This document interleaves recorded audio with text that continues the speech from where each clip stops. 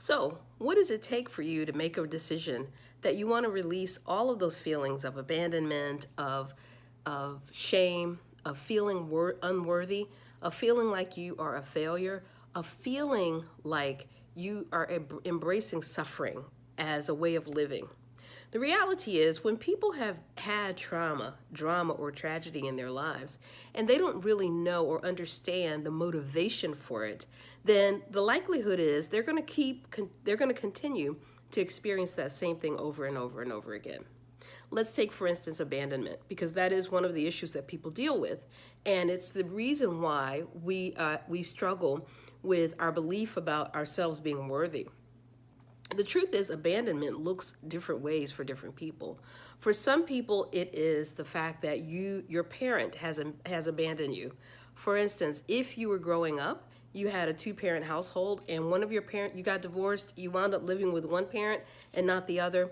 Boom, you have a situation where you might wind up feeling like you've been abandoned by the parent who left or the parent who's no longer around consistently. You might be the person who feels abandoned because that one or more of your parents have never been around in your life.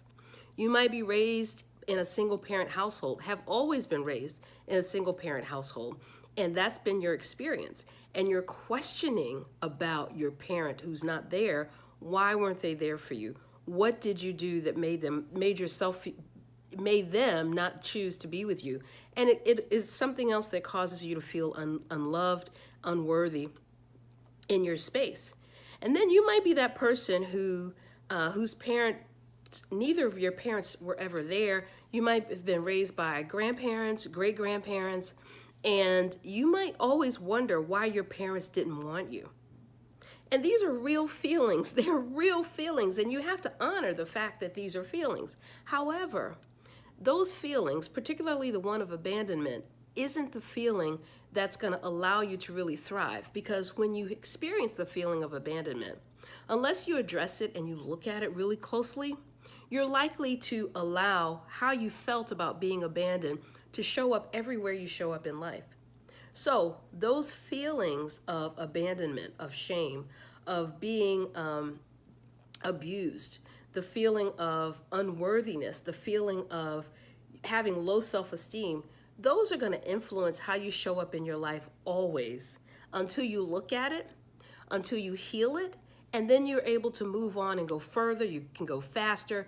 You can actually allow your life to be what you choose for it to be, regardless of the past experience. The bottom line here is that we need to look at ways to not allow our past to influence our future. And in particular, if you are someone who is really serious about building a legacy for yourself, for your family, for your community, for your nation, for the world, then you have to actually get rid of those feelings, because they will actually slow you down. They'll hold you back from really showing up as powerfully as you know how to be. And the reality is, unless and until you decide to deal with them, you're going to always wonder, and you'll always struggle with that particular thing. And you'll find yourself also in relationships repeatedly that reinforce the fact that you might not be quite as worthy, and you're going to feel abandoned again and again and again and again and again. Now, I talk about abandonment particularly from the standpoint of parents, but you could have felt abandoned because your significant other, who could have been your spouse, decided to leave.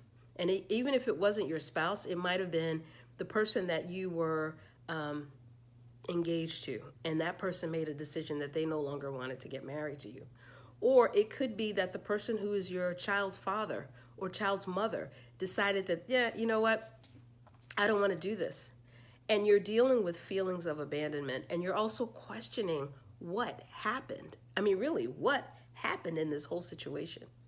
And so one of the things that you want to do when I talk about releasing emotional weight, and abandonment is an emotional weight.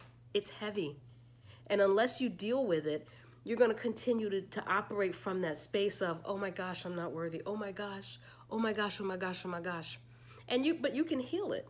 And once you heal it, you'll find that your life completely changes. That no longer becomes an issue for you. And so I want to invite you, if you're interested in finding out how to move forward from this so that this no longer holds on to you, it no longer captures your attention and allows you to look back, continue to look back instead of looking forward, pressing forward for what you want, then I invite you to participate in Release the Weights in your life and in your business. This is a 1-hour webinar, and it's coming up soon. And you can look in the chat in the area below for details, and you can sign up.